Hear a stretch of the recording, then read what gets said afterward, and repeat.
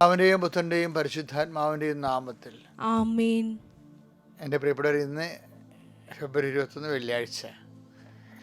എല്ലാവരെയും കർത്താവ് അനുഗ്രഹിക്കട്ടെ. നമുക്ക് അനുഗ്രഹത്തിൻ്റെ ദിവസം ആരംഭിക്കാം. പ്രാർത്ഥിക്കുക. അമ്മേ പരിശുദ്ധമ്മേ, അമ്മേ പരിശുദ്ധമ്മേ, ദേവമാതാവേ, ദൈവമാതാവേ, അന്ന് അങ്ങ് കൃപാസനത്തിൽ പ്രത്യക്ഷപ്പെട്ട് വരാൻ പോകുന്ന മഹാദുരന്തത്തിൽ നിന്ന് രക്ഷപ്പെടാനും എല്ലാവർക്കും വേണ്ടി പ്രാർത്ഥിക്കുവാനും ആവശ്യപ്പെട്ടിട്ട് 20 വർഷം കഴിഞ്ഞ ഈ വേളയിൽ കൃപാസനത്തിലൂടെ ഞങ്ങൾക്കും ഈ ദേശത്തിനും അമ്മ മധ്യസ്ഥം തേടി തന്ന എല്ലാ അനുഗ്രഹങ്ങൾക്കും കൃപകൾക്കും ഞങ്ങളിപ്പോൾ ഹൃദയം നിറഞ്ഞ നന്ദി പറയുന്നു. അമ്മേ പരിശുദ്ധമേ, ജപമാല മാതാവേ, സകല കൃപാസനം പ്രാർത്ഥനകളോടും ചേർത്ത് ഞങ്ങളിപ്പോൾ പ്രാർത്ഥിക്കുന്ന ഈ കുടുംബത്തിന്റെ പ്രത്യേക നിയോഗം. പ്രാർത്ഥനാവശ്യം പറ മക്കളെ.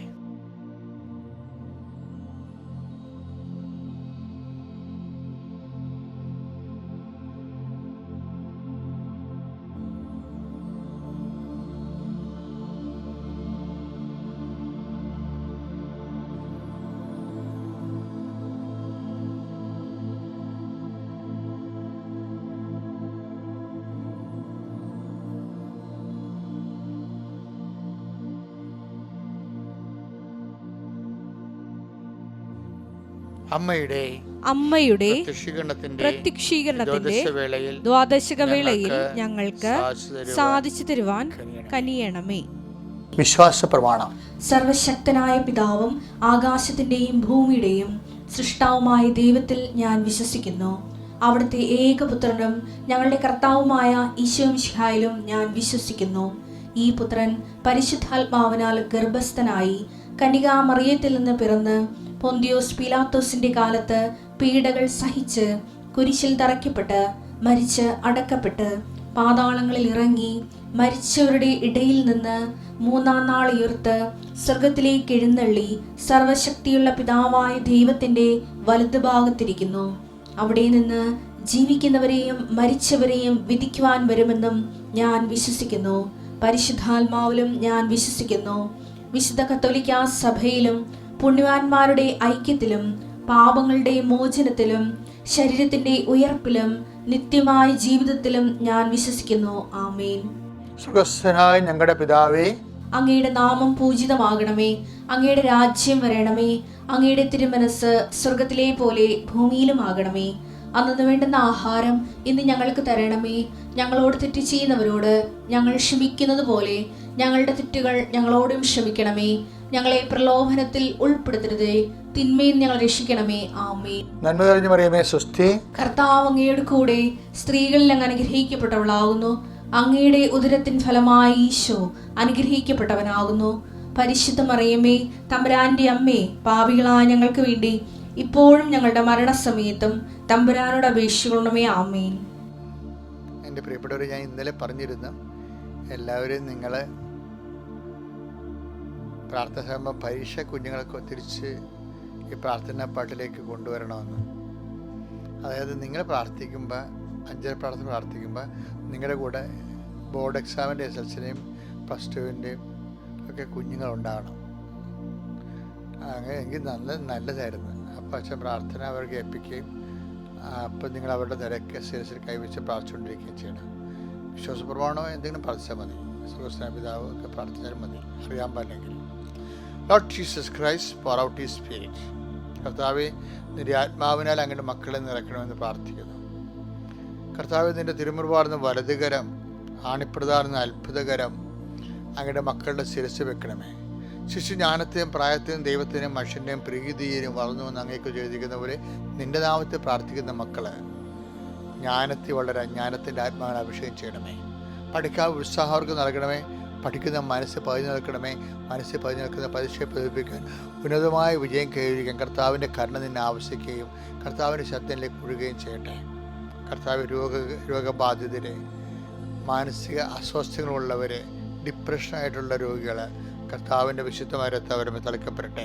കുടുംബത്തിൽ സമാധാനം ഇല്ലാതിരിക്കുന്നവർ, കുടുംബത്തിൽ കന്നുകാലികൾക്കും വളർത്തുമൃഗങ്ങൾക്കും വളർത്തു ജന്തുക്കൾക്കും രോഗപീഠകളുള്ള കാരണം കുടുംബ വരുമാനം നഷ്ടപ്പെട്ടിരിക്കുന്നവരുടെ മേൽ അവരുടെ വീടിൻ്റെ 4 അതിരുകളിൽ കർത്താവിൻ്റെ നാമത്തിൽ ഞാൻ ഈശോനാമത്തിൽ ഞാൻ ബന്ധിച്ച് പ്രാർത്ഥിക്കുന്നു.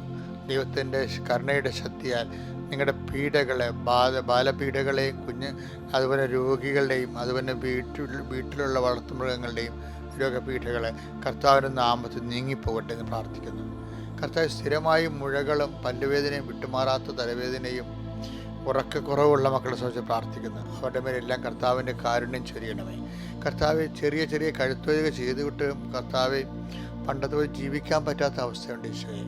കാലം മാറിയത്, അതുപോലെ തന്നെ ലോകത്തിൻ്റെ സാമ്പത്തിക വ്യവസ്ഥയ്ക്ക് ചേഞ്ച് ചെയ്തു, അത് ഒന്നും അറിയാത്ത പാവപ്പെട്ടവർ, അവരുടെ പഴയ ചെറിയ ചെറിയ വരുമാന മാർഗം കൊണ്ട് ജീവിച്ചു പോകുന്നവർ വല്ലാണ്ടൊക്കെ ചവിട്ടി തള്ളപ്പെടുന്നുണ്ട് കർത്താവെ. അവരൊക്കെ അങ്ങ് മാത്രമേ ഉള്ളൂ, ആരും അവരെ സപ്പോർട്ട് ചെയ്യാനില്ല, അവരുടെ കാര്യങ്ങൾ കേൾക്കാൻ പോലും ആരുമില്ല. കർത്താവ് അവരുടെ അങ്ങനെയുള്ള എല്ലാ മക്കളിൽ നിന്ന് ഏറ്റെടുക്കണം പ്രാർത്ഥിക്കുന്നു. എൻ്റെ കർത്താവ് ആരെങ്കിലും എവിടെയെങ്കിലും ഒന്ന് പോയി നിന്നിരുന്നെങ്കിൽ സമയത്ത് ഭക്ഷണമെങ്കിലും കിട്ടിയേനോന്ന് വിചാരിക്കുന്ന മക്കളുണ്ട് കർത്താവ്. അവരെയും ഞാൻ ഈ സമയത്ത് അങ്ങയുടെ തിരുസഭ പ്രഭാതത്തിൽ കൊണ്ടുവരുന്നു. കർത്താവ് ഈ പ്രാർത്ഥന അങ്ങ് ഏറ്റെടുത്തിട്ട് കർത്താവ് പലതരത്തിലുള്ള വിഷയമാണ് 1 ദിവസത്തിന് 1-4 ഞാൻ ഇടയ്ക്ക് പ്രാർത്ഥിക്കുന്ന പോലെ കർത്താവ് എല്ലാത്തരം പീഡനങ്ങളിരിക്കുന്നവരെ നീ സഹായിക്കണമെന്ന് പ്രാർത്ഥിക്കുന്നു. കുടുംബത്തിലെ കടലാസ് സംബന്ധമായ വിഷയങ്ങൾ, രേഖ, പ്രമാണം, പറ്റുചീട്ട്, ഉടമ്പടി, കരാറ്, അതിങ്ങനെ സർട്ടിഫിക്കറ്റ്, ഇങ്ങനെയുള്ള എല്ലാ സബ്ജക്റ്റ് വൈസ് കർത്താവ് പത്രവുമായി ബന്ധപ്പെട്ടിട്ട് ഉണ്ടായിട്ടുള്ള പ്രശ്നങ്ങൾ, ഉണ്ടായിക്കൊണ്ടിരിക്കുന്ന പ്രശ്നങ്ങൾ, നടന്നുകൊണ്ടിരിക്കുന്ന പ്രശ്നങ്ങൾ അതെല്ലാം കർത്താവ് നീ ഏറ്റെടുക്കാൻ പ്രാർത്ഥിക്കുന്നു. നീ തന്നെ കർത്താവ് അതെല്ലാം ഒപ്പ് കിട്ടാത്തവർക്ക് ഒപ്പ് കൊടുക്കാനും, ഭാഗവത് നടക്കാതെ ഭാഗവത് നടക്കാനും, കരാറിൽ ലംഘിക്കാൻ പോകുന്ന അവസ്ഥയിൽ വാടക തീരാൻ പോകുന്ന അവസ്ഥയിൽ കർത്താവ് അത് പുതുക്കി കിട്ടാനും, വിസ പുതുക്കി കിട്ടാനും, ഇങ്ങനെ പേപ്പർ വർക്കിലൂടെ നടക്കാൻ വേണ്ട വരുന്ന കാര്യങ്ങൾ കർത്താവ്. സർട്ടിഫിക്കറ്റ് വിത്തുകളുണ്ടായി പോയവരുണ്ട് ഈശോയെ, സർട്ടിഫിക്കറ്റ് കൈ കിട്ടാത്തവരുണ്ട് ഈശോയെ, അവിടെ സെൻഡായി പക്ഷെ കൈ കിട്ടിയിട്ടില്ല, അങ്ങനെയുള്ള അവസ്ഥയിൽ പ്രൊഡ്യൂസ് ചെയ്യാൻ പറ്റാതെ വിഷമിക്കുന്നവരുണ്ട് ഈശോയെ. അവരുടെ മേലെല്ലാം കർത്താവിൻ്റെ കാരുണ്യം ചൊരികെ എൻ്റെ കർത്താവിൻ്റെ ഉന്നതമായ നാമത്തിൽ സഭയുടെ അധികാരത്തിൽ കുരിശടയാളത്തിൽ നിൻ്റെ വിഷയത്തിന് വേണ്ടി ദൈവിക തീരുമാനം ഉണ്ടാകട്ടെ. എൻ്റെ പ്രിയപ്പെട്ടവർ, നമ്മൾ ഇന്ന് കാണുന്ന വചനഭാഗം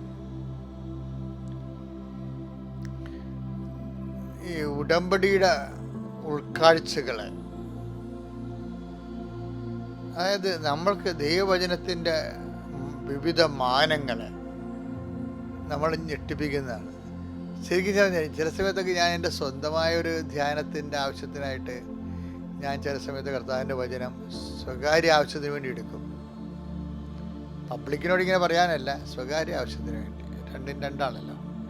അപ്പോൾ എന്താ പ്രശ്നം വെച്ച് കഴിഞ്ഞാൽ, സ്വകാര്യ ആവശ്യത്തിൽ ഒരു മനുഷ്യൻ്റെ സ്പിരിച്വലായിട്ടുള്ള വിശ്വാസം ഡെവലപ്പ് ചെയ്യാനോ വിശ്വാസം വിശ്ലേഷിക്കാനോ ഒക്കെ നമുക്ക് സ്വകാര്യ ആവശ്യത്തിന് വേണ്ടി വചനം ഉപയോഗിക്കാം. ഇപ്പം എബ്രാഹത്തിനോട് ദൈവം പറഞ്ഞില്ല വചനമില്ല, അത് എന്നെ ശരിക്കും സ്വകാര്യമായിട്ട് ഞാൻ പലപ്പോഴും ഞാനത് ധ്യാനത്തിന് ഉപയോഗിച്ചുള്ളതാണ്. ഉൽപ്പത്തി 17:1. അബ്രാമിന് 99 വയസ്സായപ്പോൾ കർത്താവ് പ്രത്യക്ഷപ്പെട്ട് അവനോട് അരുളി ചെയ്തു, സർവശക്തനായ ദൈവമാണ് ഞാൻ, എന്റെ മുമ്പിൽ വ്യാപരിക്കുക, കുറ്റമറ്റവനായി വർത്തിക്കുക. അപ്പം അതൊരു എന്താ സംഭവിച്ചില്ല, അതിൻ്റെ അകത്ത് ഞാൻ പറഞ്ഞത് വചനത്തിൻ്റെ വിവിധ മാനങ്ങളില്ലേ, അതിനൊരു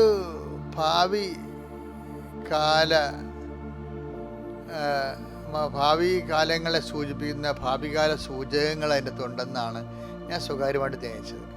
അതെന്താ കാര്യം വെച്ച് കഴിഞ്ഞാൽ, കുറ്റമറ്റവനാകാനുള്ള സാധ്യതയുണ്ട് പുള്ളിയെ. എബ്രഹാം കുറ്റം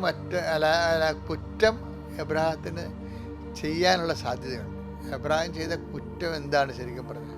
ഞാൻ ചില സമയത്ത് ഓർക്കുകയെ, ഈ എബ്രഹാത്തിന് കർത്താവ് പറഞ്ഞ വാഗ്ദാനമില്ലേ, ഇപ്പം കർത്താവിൻ്റെ വാഗ്ദാനങ്ങളിൽ ഉള്ള ഗുണം കാലവിളംബം വരുത്തുക ഇല്ലെന്നല്ലേ കർത്താവിൻ്റെ വെളിപാടിലുള്ളത്. അപ്പോൾ ഒരു ലാഗ് ചെയ്യണത്, അതായത് ആവശ്യമില്ലാതെ വിഷയം നീണ്ടു പോണത് ദൈവത്തിൻ്റെ പദ്ധതിയിലുള്ളതല്ല. അതായത് ലുക്ക 18:7 വചനമുണ്ട്, അങ്ങനെയെങ്കിൽ രാവും പകലും തന്നെ വിളിച്ച് കരയുന്ന തന്റെ തിരഞ്ഞെടുക്കപ്പെട്ടവർക്ക് ദൈവം നീതി നടത്തി കൊടുക്കുകയില്ലേ? ദൈവം നീതി നടത്തി കൊടുക്കുകയില്ലേ? അവിടുന്ന് അതിന് കാലവിളംബം വരുത്തുമോ? അവിടുന്ന് കാലവിളംബം വരുത്തുമോ? അപ്പൊ കാലവിളംബം അപ്പൊ ഈ എബ്രാഹത്തിനെ സംബന്ധിച്ച് പറയുമ്പോൾ അദ്ദേഹം തൻ്റെ പ്രിയപ്പെട്ടവനാണ്. 18:7 ലൂക്കായിൽ പറയുന്നതിൽ തൻ്റെ പ്രിയപ്പെട്ടവർക്കെന്നുണ്ട്. അപ്പോൾ എബ്രാഹിം തിരഞ്ഞെടുക്കപ്പെട്ടവനാണല്ലോ. പിന്നെ എന്താ, രാവും പകലും തന്നെ വിളിച്ചപേക്ഷിക്കുന്ന ആളാണ്. രാവും പകലും എന്ന് വെച്ച് കഴിഞ്ഞാൽ ഇത് ഒരു കുഞ്ഞില്ലാത്ത ഒരു വിഷയമല്ലേ ദൈവം. അപ്പോൾ അത് രാവും പകലും ആ വിഷയത്തിന് പ്രാർത്ഥനയ്ക്ക് ഉള്ള വിഷയമാണത്. പക്ഷേ നമ്മൾ ഒരു മനുഷ്യൻ്റെ ആയുസ് വെച്ച് കണക്കാക്കുമ്പോൾ വെറുതെ ഇങ്ങനെ ലാഗ് ചെയ്ത് പോണത് കാണാം. അതിന് കാരണം ചിലപ്പോൾ സമയത്ത് ഈ ഹാഗറിൻ്റെ വർത്തമാനം ചിലപ്പോൾ എബ്രാഹിം കേട്ടതായിരിക്കും. ഹാഗറിൻ്റെ വർത്തമാനം വെച്ച് കഴിഞ്ഞാൽ ലോത്തില്ലേ, ലോത്ത് ഇവരുടെ കൂടെ ഉണ്ടല്ലോ, ഇവരുടെ റിലേറ്റീവ് ആണല്ലോ ലോത്ത്. ഇവർ ഡിയാസ്പൊറയിൽ അന്യദേശത്ത് താമസിക്കുന്നവരാണ്. അപ്പോൾ ലോത്താണ് കൂടെയുള്ളത്. പക്ഷെ ലോത്തിൻ്റെ സ്വഭാവം അത്ര ഒരു വെടിപ്പല്ല. അതൊക്കെ ബൈബിളിൽ ലോത്തിൻ്റെ സ്വഭാവത്തിൻ്റെ രീതിയിലൊക്കെ അറിയാമല്ലോ. അപ്പം അതുകൊണ്ട് തന്നെ ഈ എബ്രാഹിം എങ്ങാനും മരിച്ചു പോവുകയാണെങ്കിൽ ഈ സാറായന് വേണമെങ്കിൽ ലോകത്ത് വിഷം കൊടുത്ത് വന്നുകളെ. ആ ടൈപ്പ് അങ്ങനെ ചിന്തിക്കാൻ തെറ്റൊന്നുമില്ല. കാര്യം അയാൾ ചെയ്തിരിക്കുന്ന ചില കാര്യങ്ങളൊക്കെ ബൈബിളിൽ കാണുന്നത് സാധാരണ മനുഷ്യൻ ചെയ്യാത്തതാണ്. അപ്പോൾ നമുക്ക് ലോകത്തിൽ നിന്ന് എന്തും പ്രതീക്ഷിക്കാം. കാര്യം ഒന്നാമത്തിൽ അട്ടിപ്പിടി, അക്രമം, കൊലപാതകത്തിനൊക്കെ പേരുകെട്ട ഗുണ്ടകൾ ലോകത്തിൻ്റെ കൂടെ ഉള്ളതാണ്. അവർ എബ്രാഹത്തിൻ്റെ ആൾക്കാരുമായിട്ട് പോലും അടിയുണ്ടാക്കിയിട്ടുള്ള ആൾക്കാരാണ് ലോകത്തിൻ്റെ കൂടെ ഉള്ളത്. അപ്പോൾ അത്ര ഒരു സുഖമുള്ള അന്തരീക്ഷമല്ല കുടുംബത്തിലുള്ളത്. അപ്പോൾ അതുകൊണ്ട് തന്നെ സാറായ്ക്ക് പ്രതിരോധം വന്നു. സാധാ പറഞ്ഞു എങ്ങനെയെങ്കിലും 10 പിള്ളേരുണ്ടായി അത്രയും നല്ലത്, അങ്ങനെയെങ്കിൽ ഹാഗറിനെ പ്രാപിക്കാൻ പറഞ്ഞു. അതൊക്കെ ശരിക്കും പറഞ്ഞാൽ ദൈവതിരുസന്നിധിയിലുള്ളതല്ല. എബ്രാഹിം അത് കേട്ട് അപ്പോൾ എന്താ, എബ്രാഹിം ആരുടെ മുമ്പിലായി? സാറയുടെ മുമ്പിലായി. ദൈവം എന്താ പറഞ്ഞിരിക്കണത്? എൻ്റെ മുമ്പാകെ നിൽക്കുക, കുറ്റകുറ്റനായിരിക്കുക എന്നുള്ളതാണ്. അപ്പോൾ എപ്പോഴും നമ്മൾ ശ്രദ്ധിക്കേണ്ടതേ, നമുക്കുണ്ടാകുന്നൊരു ഒരു പ്രശ്നം ഈ വചനം എന്ന് പറയുമ്പോൾ, വചനം നമ്മൾ ഇനിയുള്ള ദിവസങ്ങളിലൊക്കെ അത് അതിനെക്കുറിച്ച് ധ്യാനിക്കും. വചനം ആശിച്ച് അത് എന്തെല്ലാം വാഗ്ദാനങ്ങളുള്ളത് കൊണ്ട് ആ വിഷയം ഇതിന് കാലവിളംബമില്ലാതെ ദൈവം നിറവേറ്റും. പക്ഷെ നമ്മൾ വചനത്തെ ഡിബേറ്റ് ചെയ്ത് ദൈവത്തിൻ്റെ വചനത്തെയും മനുഷ്യൻ്റെ വചനത്തെയും ഒക്കെ ഒരു പ്രാധാന്യം കൊടുക്കും. ഇപ്പം സാറയുടെ വചനമല്ലേ എബ്രാഹിം ആദ്യം കേട്ടത്. അങ്ങനെയല്ലേ ഹാഗറിനെ പ്രാപിക്കാനും ഇസ്മായിൽ ജനിക്കാനും ഒക്കെ കാര്യമുണ്ടായത്. ഇപ്പം സാറയുടെ വചനം മനുഷ്യൻ്റെ വചനമാണ് ശരിക്കും പറഞ്ഞാൽ, അത് ദൈവത്തിൻ്റെ വചനമല്ല. അപ്പോൾ ദൈവത്തിൻ്റെ മുമ്പിലല്ല അയാൾ നിന്നത്, സാറയുടെ മുമ്പിലും ആ വചനം കേൾക്കും. ആളുടെ വചനം കേൾക്കുന്നു, അയാളുടെ മുമ്പിലല്ല നമ്മൾ നിൽക്കുന്നത്. അപ്പോൾ ദൈവവചനത്തെക്കാൾ മനുഷ്യവചനത്തിന് പ്രാധാന്യം കൊടുത്താൽ ദൈവവചനങ്ങൾ നമ്മുടെ ജീവിതത്തിൽ നിറവേറാൻ കാലവിളംബം എടുക്കും. കാലവിളംബം പ്രഖ്യാപിതമായിട്ട് ദൈവത്തിൻ്റെ നയത്തിൻ്റെ ഭാഗമല്ല. അത് അതിനെ 18:7 പറയേണ്ടത് അങ്ങനെ ഇല്ല, കാലവിളംബം നടത്തത്തില്ലെന്നാണ് പറഞ്ഞത്. പക്ഷേ കാലവിളംബം ഉണ്ടാക്കണതാ, അനുഗ്രഹം താമസിപ്പിക്കുന്നത് നമ്മുടെ കയ്യിരിപ്പ് കൊണ്ട് തന്നെയാണെന്ന് ചുരുക്കം. മനസ്സിലായില്ലേ? അപ്പോൾ ഇതൊക്കെ ഒന്ന് ധ്യാനിച്ചിട്ട് പരമാവധി ദൈവതിരുസന്നിധി ഉടമ്പടിയിലൊക്കെ നിൽക്കുന്നവരും ദൈവതിരുസന്നിധി നിൽക്കുന്നവർ, ഒരു പ്രത്യേക നിയോഗത്തിന് വേണ്ടി നിൽക്കുന്നവർ, പിന്നെ ദൈവവചനങ്ങളിൽ തന്നെ സത്യച്ചും വിശുദ്ധ ജീവിതം നയിച്ചും കുറ്റമറ്റവരായിട്ട് പോകാൻ വേണ്ടി പരമാവധി ശ്രദ്ധിക്കണം. കർത്താവ് നിങ്ങളെ അനുഗ്രഹിക്കട്ടെ. Praise the Lord.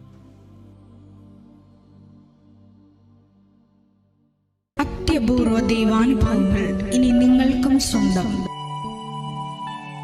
ഈ യൂട്യൂബ് ചാനൽ ഇതുവരെ സബ്സ്ക്രൈബ് ചെയ്തിട്ടില്ലെങ്കിൽ ഇപ്പോൾ തന്നെ സബ്സ്ക്രൈബ് ചെയ്യുക.